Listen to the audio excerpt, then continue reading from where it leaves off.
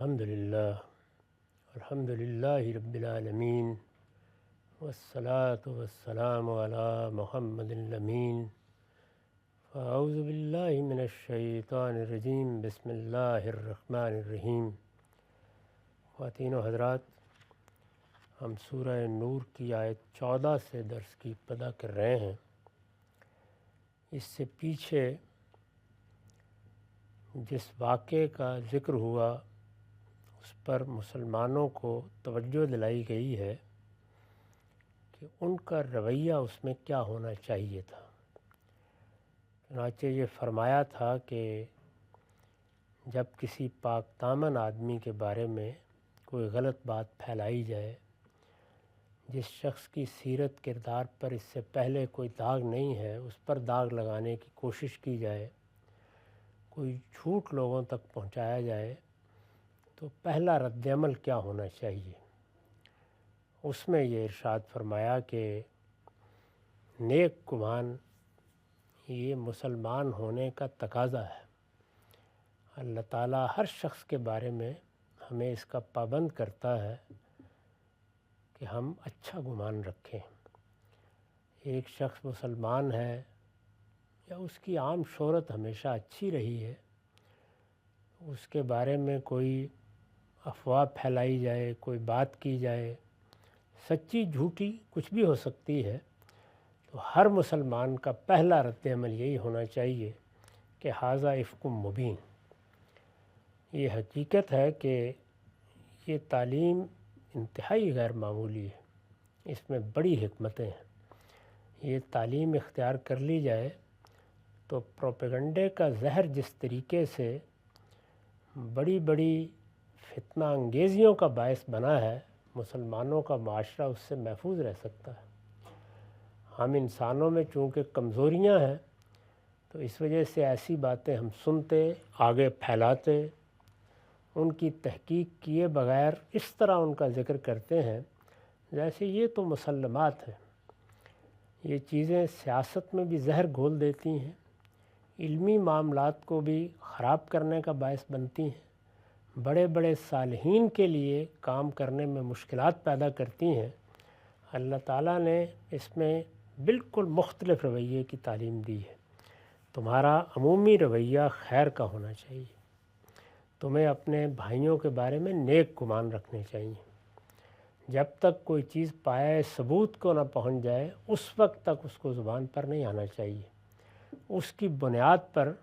کسی کو بدنام نہیں کرنا چاہیے، اور یہ حفاظت ہر مسلمان کو، عام مسلمان کو بھی حاصل ہے۔ اس کے بارے میں تنبیہ کی اور فرمایا کہ پھر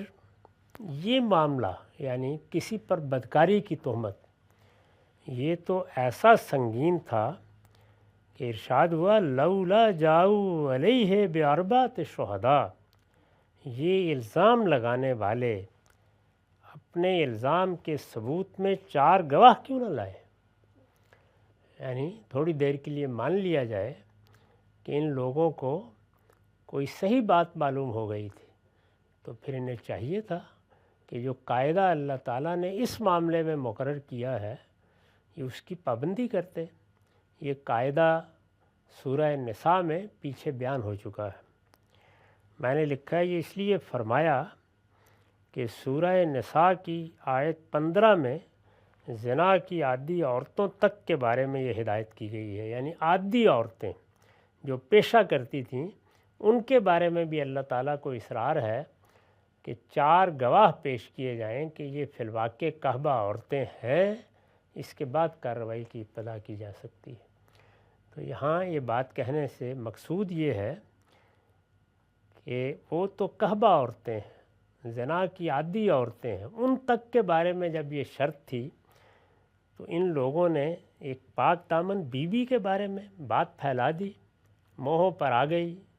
زبانوں پر چڑھ گئی، لوگ اس کو بیان کرنے لگ گئے، اور مدینے میں رسول اللہ صلی اللہ علیہ وسلم کی موجودگی میں اس میں بڑی کمزوری ظاہر ہوئی ہے۔ لولا جاؤ علیہ باربعۃ شہداء، ان الزام لگانے والوں نے اپنے الزام کے ثبوت میں 4 گواہ کیوں پیش نہیں کیے۔ فَإِذْ لَمْ يَأْتُوا بِالشُّهَدَاءِ فَأُولَٰئِكَ عِندَ اللَّهِ هُمُ الْكَاذِبُونَ۔ پھر جب گواہ نہیں لائے تو اللہ کے نزدیک یہی جھوٹے ہیں۔ یہ اللہ کے نزدیک یہاں حقیقت کے لحاظ سے نہیں فرمایا، اس لحاظ سے فرمایا کہ اللہ نے جو قانون دیا ہے اس میں جب تک یہ تقاضا پورا نہ ہو زنا کے الزام کو جھوٹا ہی مانا جائے گا۔ مسلمانوں کی عزت اور ان کی حیثیت عرفی کی حفاظت کے لیے یہ ضروری ہے، اللہ کا قانون یہی ہے۔ میں نے اس کی وضاحت کی ہے، یعنی اللہ کے قانون کے مطابق، اللہ کے نزدیک کا مطلب یہ ہے، ورنہ ظاہر ہے کہ اللہ کے علم میں تو یہ الزام بجائے خود جھوٹا تھا۔ یعنی یہاں جس الزام پر تبصرہ کیا جا رہا ہے وہ اللہ کے نزدیک تو واضح تھا کہ جھوٹا ہے، اور قرائن صاف بتا رہے تھے کہ جو کچھ کہا جا رہا ہے اس کی سرے سے کوئی گنجائش ہی نہیں ہے۔ لیکن اللہ تعالیٰ نے بتایا کہ اگر کسی آدمی کو اپنی بات پر اصراری ہو تو اس معاملے میں اللہ کا قانون یہ ہے، اس لیے اس کی پیروی کر کے کوئی بات کہی ہوتی تو چلیے، اس کا ایک وزن تھا۔ اس کا بھی مطلب یہ نہیں ہوتا کہ 4 گواہ آ گئے ہیں تو الزام ثابت ہو گیا، نہیں، وہ مقدمہ قائم کرنے کی پوزیشن میں آ گئے، اب ان کی بات سنی جا سکتی ہے، اب اس پر غور کیا جا سکتا ہے، اب وہ معاملہ زیر تفتیش آ سکتا ہے۔ اس سے پہلے تو کسی کو اس کی جانب التفات ہی نہیں کرنا چاہیے تھا، آنکھ اٹھا کے بھی نہیں دیکھنا چاہیے تھا، یہی کہہ دینا چاہیے تھا کہ ھذا افک مبین، یہ صریح الزام ہے، بہتان ہے۔ جب وہ گواہ نہیں لائے تو اللہ کے نزدیک یہی جھوٹے ہیں۔ وَلَوْلَا فَضْلُ اللَّهِ عَلَيْكُمْ وَرَحْمَتُهُ فِي الدُّنْيَا وَالْآخِرَةِ لَمَسَّكُمْ فِي مَا أَفَضْتُمْ فِيهِ عَذَابٌ عَظِيمٌ۔ تم مسلمانوں پر دنیا اور آخرت میں اللہ کا فضل اور اس کی رحمت نہ ہوتی تو جس راستے پر تم چل نکلے تھے اس میں تم پر کوئی بڑا عذاب آ جاتا۔ یہ کوئی معمولی بات نہیں ہے کہ کسی پاک دامن شخص کو، کسی صالح فرد کو جس نے کسی جرم کا ارتکاب نہیں کیا، اس طرح افواہیں اڑا کر بدنام کر دیا جائے۔ اس پر اللہ تعالیٰ گرفت کیا کرتے ہیں، یہ گرفت دنیا میں ہو جایا کرتی ہے۔ تو فرمایا کہ اگر اللہ کا بڑا فضل نہ ہوتا، اس نے رحمت نہ کی ہوتی، اس نے تمہارے معاملے میں عفو و درگزر سے نہ کام لیا ہوتا، اور دنیا اور آخرت میں وہ یہ نہ چاہتا کہ تمہارے ساتھ فضل و رحمت کا معاملہ کرے، تو جو رویہ تم نے اختیار کیا تھا یہ اتنا سنگین تھا، کسی الزام کو اس طرح لے کر کسی کی حیثیت عرفی کو مجروح کرنا، کسی کو اس طریقے سے اذیت کا ہدف بنانا، تمہارے خیال میں کوئی معمولی چیز ہے؟ یہ ہمارے دین میں اسی لیے تینوں چیزوں کی حرمت بیان کی گئی ہے، جان، مال، آبرو۔ نہ کسی کی جان کے خلاف کوئی اقدام کیا جا سکتا ہے، نہ کسی کے مال کے خلاف، اور نہ کسی کی عزت کے خلاف۔ جب کسی پر الزام لگایا جاتا ہے یا کسی کے بارے میں کوئی بری بات کی جاتی ہے تو یہ در حقیقت اس کی عزت پر حملہ ہے، اور یہ کبیرہ گناہ ہے۔ اس کا پھیلانا، اس کا افشا کرنا، اس کو موضوع بنانا، یہ کسی بندہ مومن کا کام نہیں ہے۔ تو اللہ تعالیٰ نے بتایا کہ اس طرح کے معاملات، یعنی اس طرح کسی بے گناہ کو ہدف بنا لیا جائے تو اس پر اللہ تعالیٰ دنیا میں مواخذہ کر ڈالا کرتے ہیں، اس پر اللہ کا عذاب آ جایا کرتا ہے۔ تو اس لیے یہ تم نے کیا کیا؟ تمہارے اندر اللہ کا رسول موجود تھا، اس میں تو دنیا ہی میں بڑی غیر معمولی گرفت ہو جانی تھی، لیکن اللہ نے کرم کیا، فضل فرمایا۔ یہاں گویا امتنان کے اسلوب میں یہ کہا ہے کہ میں نے معاف کیا ہے یا میں نے گرفت اس طرح کی نہیں کی تو یہ محض میرا فضل اور رحمت ہے، ورنہ تم قانون کے حد تک اور عدل کے تقاضوں کے لحاظ سے اس گرفت کے مستحق ہو گئے تھے، یعنی تمہاری گوشمالی اس درجے میں کی جا سکتی تھی، لیکن میں نے کرم فرمایا۔ تم مسلمانوں پر دنیا اور آخرت میں اللہ کا فضل اور اس کی رحمت نہ ہوتی تو جس راستے پر تم چل نکلے تھے اس میں تم پر کوئی بڑا عذاب آ جاتا۔ استلقونہ بألسنتکم وتقولون بأفواہکم ما لیس لکم بہ علم وَتَحْسَبُونَهُ هَيِّنًا وَهُوَ عِندَ اللَّهِ عَظِيمٌ۔ ذرا خیال کرو جب تم اس کو اپنی زبانوں سے نقل در نقل کر رہے تھے، اس میں جو الفاظ استعمال کیے ہیں یہ بہت توجہ کی چیز ہے۔ یعنی ہمارے پاس کوئی ایک آدمی کوئی کہانی لے کے آ جاتا ہے، بیٹھے بیٹھے حظ اٹھانے کے لیے سنا دیتا ہے،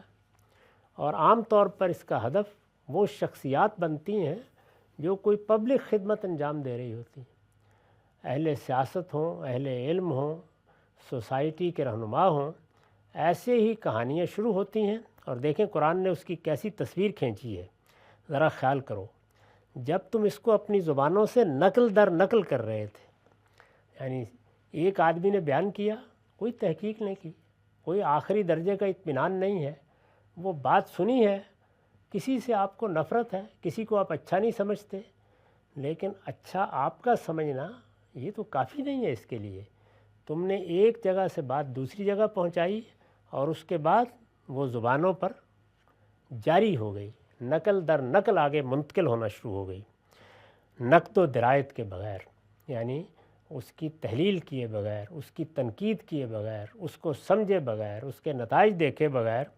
تم نے اس کو نقل کرنا شروع کر دیا۔ یعنی نقد و درایت کے بغیر نقل در نقل کیے جا رہے تھے۔ اس سے معلوم ہوا کہ درایت کے بغیر روایت بعض اوقات کیسی سنگین غلطیوں کا باعث بن جاتی ہے۔ یعنی جب بھی کوئی روایت ملی ہے تو اس میں پہلا کام یہی ہے کہ اگر اس میں کسی مسلمان پر کوئی الزام عائد ہو رہا ہے تو اب یہ کافی نہیں ہے کہ یہ میں نے فلاں جگہ سن لیا، میں نے فلاں جگہ اس کو پڑھ لیا، یہ اب تحقیق کے مراحل سے گزرے گی، اس میں ایک ایک چیز کو چھانا پھٹکا جائے گا۔ یہی وہ غلطی ہے جو ہم اپنے تاریخی معاملات میں بھی کرتے ہیں۔ یعنی اگر عام واقعات بیان ہو رہے ہیں تو روایت ہے، قبول کر لی جائے گی، اس کی سند اچھی ہے تو اور بھی زیادہ قابل قبول ہے، نہیں ہے تو اس سے بھی کوئی فرق نہیں پڑتا۔ واقعات عام عقلی طریقوں سے سمجھے جاتے ہیں، بیان کیے جاتے ہیں، اس میں کسی شخص پر الزام عائد کر دیا گیا ہے، اس کا کوئی ایسا کام بیان کیا گیا ہے جو اس کو گناہ کا مرتکب قرار دیتا ہے، یا اس کے باطن پر حملہ آور ہوتا ہے، یا اس کی نیت اور ارادے کے بارے میں کوئی غلط فہمی پیدا کرتا ہے، تو اب یہ روایت محض روایت نہیں رہی، اب یہ تحقیق کا تقاضا کرتی ہے۔ اب اس کے بارے میں آپ کو سب سے پہلے یہ دیکھنا ہے کہ اس کی کیا حیثیت ہے، اور کیا اس میں وہ سب شواہد موجود ہیں جو اس طرح کا الزام کسی مسلمان پر لگانے کے لیے بلکہ کسی عام انسان پر بھی لگانے کے لیے ضروری ہیں۔ عقل کہتی ہے کہ ضروری ہیں، تو قرآن مجید نے یہاں بہت سخت تبصرہ کیا اس رویے پر، اور اگر آپ غور کر کے دیکھیں تو تنہا یہی بات ہے جو ہماری اپنی قوم کے لیے بھی ایک دائمی عذاب کا باعث بن گئی، یعنی اللہ کی رحمت اس سے اٹھ گئی ہے، اس لیے کہ اس میں کسی کی عزت محفوظ نہیں ہے۔ جس کے بارے میں جو اسکینڈل بنانا چاہیں بنا دیں، جس کے بارے میں جو افواہ پھیلانا چاہیں پھیلا دیں، وہ زبانوں پر آ جائے گی، اس میں ہمارے ادارے اپنا کردار ادا کرتے ہیں، ایک شخص دوسرے کو بتاتا ہے، اس پر ہم باقاعدہ ٹھٹھا اڑا رہے ہوتے ہیں۔ لیکن قرآن مجید دیکھیے کیا کہتا ہے، اِذْ بِأَلْسِنَتِكُمْ وَتَقُولُونَ بِأَفْوَاهِكُمْ۔ ذرا خیال کرو جب تم اس کو اپنی زبانوں سے نقل در نقل کر رہے تھے اور اپنے منہوں سے وہ بات کہہ رہے تھے جس کا تمہیں کوئی علم نہ تھا، یعنی وہ محض تمہارے منہ میں منتقل کی گئی تھی، تمہیں اس کا کوئی علم نہیں تھا، تم نے دیکھا نہیں تھا، تم نے شواہد نہیں جمع کیے تھے، تم نے اس کے بارے میں تحقیق نہیں کی تھی، جس کا تمہیں کوئی علم نہ تھا، ما لیس لکم بہ علم وتحسبونہ ہینا، تم اس کو معمولی بات سمجھ رہے تھے، گپ شپ ہو رہی ہے، ایسے ہی ذکر ہو رہا ہے، ذرا سیاست کا ذکر ہو رہا ہے، ذرا فلاں آدمی کے بارے میں بات ہو رہی ہے، تم اس کو معمولی سمجھ رہے تھے۔ فرمایا حالانکہ اللہ کے نزدیک وہو عند اللہ عظیم، وہ بہت بڑی بات تھی، اس لیے یہ آسان معاملہ نہیں تھا، تم اس کو ہین سمجھ کر یہ بات کر رہے تھے۔ کیا ہوتا ہے، بات یہ کر ڈالی ہم نے، حالانکہ اللہ کے نزدیک وہ بہت بڑی بات تھی۔ وَلَوْلَا إِذْ سَمِعْتُمُوهُ قُلْتُمْ مَا يَكُونُ لَنَا أَن نَّتَكَلَّمَ بِهَٰذَا، تم نے اس کو سنتے ہی کیوں نہ کہہ دیا کہ ہم کو زیبا نہیں کہ ہم ایسی بات زبان پر لائیں، یعنی یہ کیوں نہیں ہوا تمہارے ہاں، تمہارے کردار میں، تمہاری سیرت میں یہ کمزوری کہاں سے در آئی ہے کہ تم نے ایک بات سنی اور سنتے ہی یہ نہیں کہا کہ ما یکون لنا ان نتکلم بہذا، ہم کو زیبا نہیں کہ ہم ایسی بات زبان پر لائیں، سبحانک ھذا بہتان و نظیم، معاذ اللہ یہ تو بہت بڑا بہتان ہے۔ تو یہ تعلیم ہے اللہ تعالیٰ کی، یہ فرمایا ہے اللہ تعالیٰ نے کہ کسی پر الزام کا معاملہ ہے، خواہ وہ کسی تاریخی شخصیت پر ہے، وہ آج کے کسی فرد پر ہے، کسی شخص کی زبان پر اس کو نہیں آنا چاہیے، کسی شخص کو اس کو نقل در نقل کر کے آگے نہیں پھیلانا چاہیے۔ اس کے بارے میں پہلا رد عمل یہی ہونا چاہیے کہ یہ صریح بہتان ہے، ہم اس کو قبول نہیں کرتے، ہم باور نہیں کرتے کسی نے یہ کام کیا ہوگا۔ اب جس نے الزام کی ابتدا کی ہے وہ جا کر اس کے لیے ثبوت فراہم کرے، اس کو ایک حقیقت بنائے، ایسا ہو جائے گا تو پھر دیکھا جائے گا، اس کے قرائن سامنے آئیں گے، اس کے لیے جو چیزیں پیش کی جا رہی ہیں وہ چھانی پھٹکی جائیں گی، دیکھ لیں گے کیا بات ہے کیا نہیں۔ لیکن اس وقت ہم اس کو سننے کے لیے بھی تیار نہیں ہیں۔ یہ اللہ تعالیٰ نے تعلیم دی اور فرمایا کہ اس طرح کے معاملات کو آسان نہ سمجھو، اس کو کوئی معمولی چیز نہ سمجھو۔ تمہارا کیا خیال ہے کہ یہ معمولی بات ہے کہ کسی کی عزت پر حملہ آور کر دیں، کسی شخص کو بدکار قرار دیں گے، کسی کو چور قرار دے دیں، کسی کے بارے میں مال میں یا کسی کی جان میں کسی خیانت کا الزام لگا دیں؟ یہ کیسے ہو سکتا ہے؟ سوچنا چاہیے تھا تمہیں اس بات کو، یہ بہت بڑی بات تھی، تم نے کیوں نہ کہہ دیا کہ ہم کو زیبا نہیں کہ ہم ایسی بات زبان پر لائیں، معاذ اللہ یہ تو بہت بڑا بہتان ہے۔ اس کے بعد فرمایا یعظکم اللہ ان تعودوا لمثلہ، ہو گئی یہ بات، میں نے فضل کر دیا، میں نے نہیں محاسبہ کیا، میں نے تمہیں معاف کر دیا، لیکن اللہ تمہیں نصیحت کرتا ہے کہ اگر تم مومن ہو تو پھر کبھی ایسا نہ کرنا۔ یعنی کوئی کسر نہیں چھوڑی ہے اللہ تعالیٰ نے، صرف یہ نہیں ہے کہ ایک معاملے پر تبصرہ کر کے اور سیدہ کی برات بیان کر کے خاموشی اختیار کر لی ہے، نہیں، مسلمانوں کو، اور یہ صحابہ ہیں، رسول اللہ کے زمانے کے مسلمان ہیں، آپ کے ساتھی ہیں، اللہ تعالیٰ نے اس شدت کے ساتھ، اس سختی کے ساتھ اس کمزوری کی طرف توجہ دلائی ہے جس میں ہم سب مبتلا ہو جاتے ہیں۔ یعظکم اللہ ان تعودوا لمثلہ ابدا، اللہ تمہیں نصیحت کرتا ہے کہ اگر تم مومن ہو تو پھر کبھی ایسا نہ کرنا۔ اس میں بھی ایک خاص چیز ہے تحدید کی کہ یہ وہ گناہ نہیں ہے کہ ہو گیا ہے ایک بار تو اس کو دہرانے کی جسارت کرو، ہو گئی تنبیہ ایک بار، میں نے کر دیا معاف، لیکن آئندہ اس کا ارتکاب نہیں ہونا چاہیے، پھر کبھی ایسا نہ کرنا۔ میں نے اس پر لکھا ہے اصل الفاظ ہیں ان تعودوا لمثلہ ابدا، یہ اگرچہ نہیں ہے لیکن ان کے بعد لا نہیں آیا، اس کی وجہ یہ ہے کہ لفظ واز اپنے مفہوم کے لحاظ سے اس پر دلالت کرتا ہے، یہ ایک عربیت کا پہلو ہے، طالب علموں کے لیے اس کو بیان کر دیا ہے۔ اصل بات وہی ہے جو اس میں بیان کی گئی ہے کہ اگر اس طرح کی غلطی ایک مرتبہ ہو گئی ہے اور آدمی سچا صاحب ایمان ہے تو اسے دوبارہ اس کا ارتکاب نہیں کرنا چاہیے۔ یعظکم اللہ ان تعودوا لمثلہ ابدا ان کنتم مومنین، اللہ تمہیں نصیحت کرتا ہے کہ اگر تم مومن ہو تو پھر کبھی ایسا نہ کرنا۔ وَيُبَيِّنُ اللَّهُ لَكُمُ الْآيَاتِ وَاللَّهُ عَلِيمٌ حَكِيمٌ، اللہ تمہارے لیے اپنی آیتیں کھول کھول کر بیان کرتا ہے اور اللہ علیم و حکیم ہے۔ یعنی یہاں پہ آخر میں بتایا کہ میں نے تو اب وضاحت میں بھی کوئی کسر نہیں چھوڑی۔ اللہ تعالیٰ اپنے بارے میں کہتے ہیں کہ میں نے ہر چیز کھول کھول کر بیان کر دی ہے، اور یہ ہونی چاہیے تھی، اس لیے کہ اللہ علیم و حکیم ہے۔ اس پر میں نے وضاحت کی ہے کہ اس لیے وہی بہتر سمجھتا ہے، اللہ علیم و حکیم ہے، اس لیے وہی بہتر سمجھتا ہے کہ تمہاری اس غلطی پر تمہیں کیا بتائے اور کیا سکھائے۔ تو اس غلطی پر اس نے اس طریقے سے تنبیہ بھی کی ہے، اس طریقے سے توجہ بھی دلائی ہے، اس کے نتائج و عواقب بھی تمہیں بتائے ہیں، اس لیے اس کو اچھی طرح سمجھ لو اور عہد کرو کہ آئندہ کبھی ایسا نہیں کرو گے۔ یہی عہد ہر شخص کو اپنے ساتھ کرنا چاہیے کہ وہ کسی کے بارے میں، کسی بندہ مومن کے بارے میں اگر ایسی بات سنے گا تو اس کی تحقیق کے آخری درجے تک جائے بغیر نہ ماضی کے بارے میں اس کو زبان پر لائے گا نہ حال کے بارے میں۔ ان الذین یحبون ان تشیع الفاحشۃ فی الذین آمنوا لہم عذاب علیم، اس میں شبہ نہیں کہ جو لوگ یہ چاہتے ہیں کہ مسلمانوں میں بدکاری کا چرچا ہو، اس میں اب پھر ایک مرتبہ ان لوگوں کی طرف توجہ دلائی ہے جنہوں نے اس معاملے کی ابتدا کی تھی۔ پیچھے بھی بتایا کہ وہ تمہارے اندر کا ایک گروہ ہے، انہوں نے منافقت کی بنیاد پر اس فعل شنی کا ارتکاب کیا ہے۔ اب یہ بتایا کہ یہ لوگ چاہتے ہیں کہ مسلمانوں میں اس طریقے کی چیزیں پھیلیں، بدکاری کا چرچا ہو۔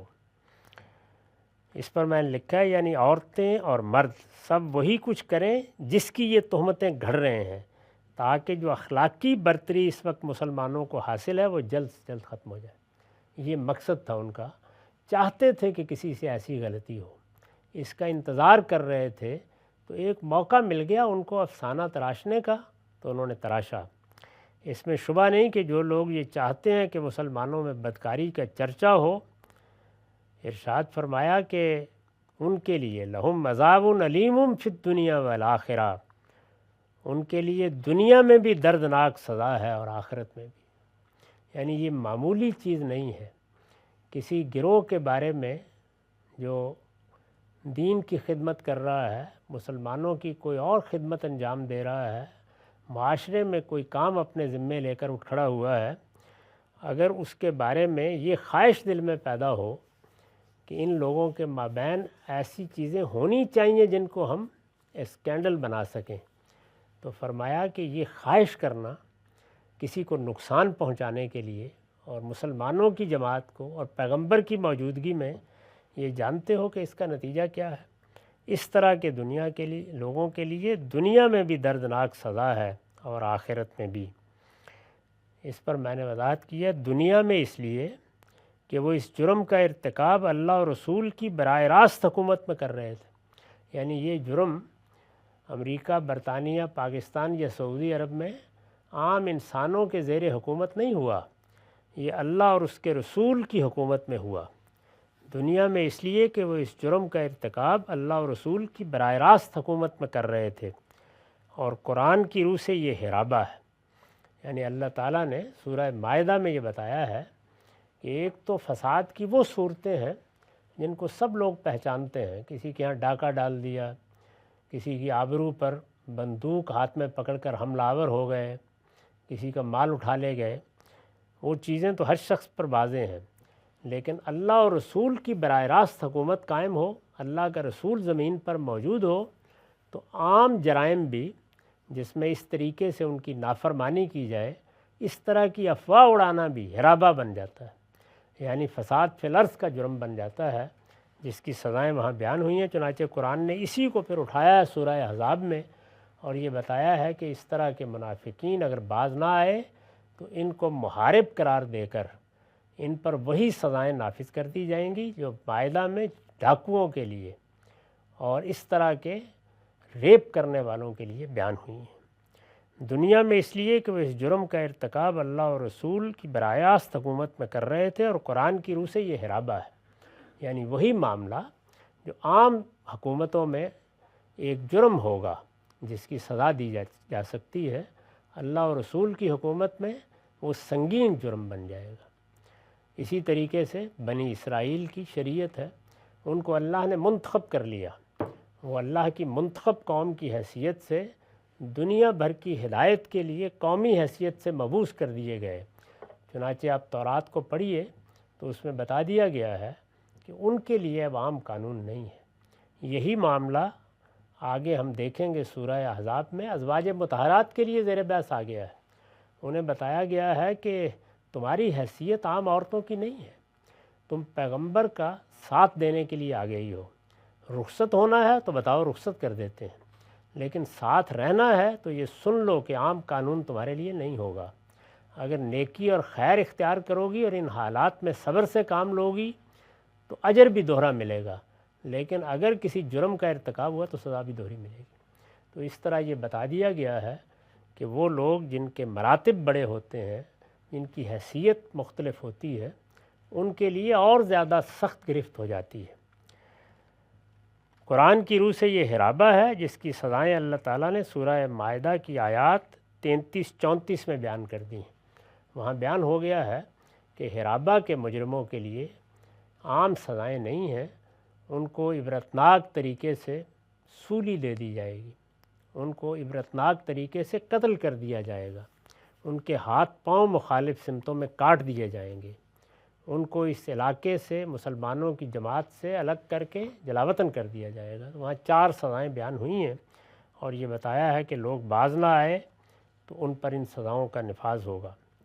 اس میں شبہ نہیں کہ جو لوگ یہ چاہتے ہیں کہ مسلمانوں میں بدکاری کا چرچا ہو، ان کے لیے دنیا میں بھی دردناک سزا ہے اور آخرت میں بھی۔ واللہ یعلم وانتم لا تعلمون، ان سب لوگوں کو اللہ جانتا ہے مگر تم نہیں جانتے ہو، یعنی یہ تم سے چھپے ہوئے ہو سکتے ہیں، اللہ سے چھپے ہوئے نہیں ہیں۔ اور جو بات اوپر کہی تھی کہ تم مسلمانوں پر دنیا اور آخرت میں اللہ کا فضل اور اس کی رحمت نہ ہوتی، تو جس راستے پر تم چل نکلے تھے اس میں تم پر کوئی بڑا عذاب آ جاتا۔ اب اس کو دوسرے پہلو سے دہرا کے بات ختم کی، وَلَوْلَا فَضْلُ اللَّهِ عَلَيْكُمْ وَرَحْمَتُهُ وَأَنَّ اللَّهَ رَءُوفٌ رَحِيمٌ۔ حقیقت یہ ہے کہ اگر اللہ کا فضل اور اس کی رحمت تم پر نہ ہوتی اور یہ بات نہ ہوتی کہ اللہ رؤوف و رحیم ہے، تو اس گناہ کی پاداش میں تم لوگوں پر بڑی آفت آ جاتی۔ یعنی تم اندازہ نہیں کر سکتے کہ اللہ کے نزدیک یہ معاملہ کتنا غیر معمولی تھا جس کا تم نے ارتکاب کیا۔ میں نے اس پر لکھا ہے، یعنی خدا گرفت کرتا، اس صورت میں تم پکڑے جاتے اور توبہ و اصلاح کی جو مہلت اس وقت تمہیں دی جا رہی ہے اس کے بجائے اس کا عذاب تم پر نازل ہو جاتا۔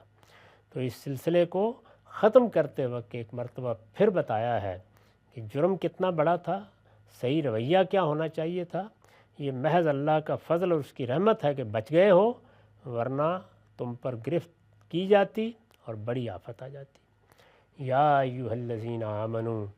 لا تتبعوا خطوات الشیطان،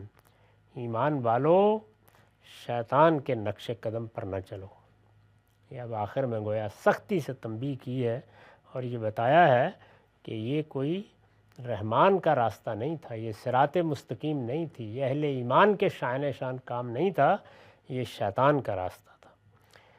ایمان والو شیطان کے نقش قدم پر نہ چلو۔ میں نے لکھا ہے یہ اس رویے کی طرف اشارہ ہے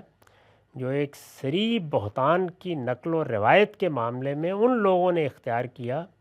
جو منافقین کے پروپیگنڈے سے متاثر ہو گئے تھے۔ ان کو سخت تنبیہ کی ہے، شیطان کے نقش قدم پر نہ چلو، اور یاد رکھو جو شیطان کے نقش قدم پر چلے گا وہ اپنے ہی کو برباد کرے گا۔ وَمَن يَتَّبِعْ خُطُوَاتِ الشَّيْطَانِ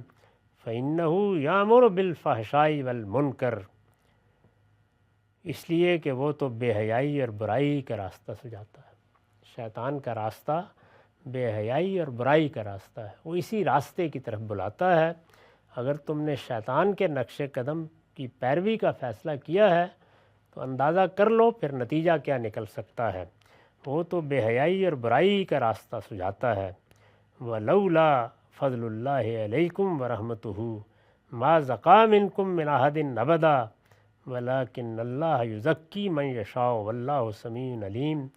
اندازہ کیجئے کیسے بار بار دہرا کے بتایا ہے کہ کیا ہوا ہے۔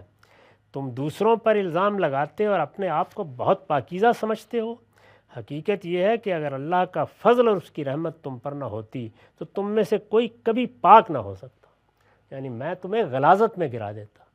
تمہارے اوپر عذاب کی آلودگی سوار ہو جاتی، تم بچ ہی نہیں سکتے تھے۔ یہ معمولی بات نہیں ہے جو تم نے کی ہے۔ اندازہ کر لیجئے کہ دوسروں پر الزام لگانے کا معاملہ قرآن مجید کے نزدیک کیا اہمیت رکھتا ہے۔ تو فرمایا کہ تم دوسروں پر الزام لگاتے اور اپنے آپ کو بہت پاکیزہ سمجھتے ہو، حقیقت یہ ہے کہ اگر اللہ کا فضل اور اس کی رحمت تم پر نہ ہوتی تو تم میں سے کوئی بھی پاک نہ ہو سکتا، لیکن اللہ ہی جس کو چاہتا ہے اپنے قانون کے مطابق پاک کر دیتا ہے، اور اللہ سمیع و علیم ہے۔ تو آخر میں پھر گویا شفقت کا اسلوب آ گیا کہ یہ میرا فضل ہے، میری رحمت ہے، میں نے کرم فرمایا ہے اور میں سمیع و علیم ہوں۔ مجھے اندازہ ہے کہ تم سے غلطی ہوئی ہے تو اس دفعہ میں معاف کر رہا ہوں۔ اس پر گویا اللہ تعالیٰ کی وہ تنبیہ ختم ہوئی ہے۔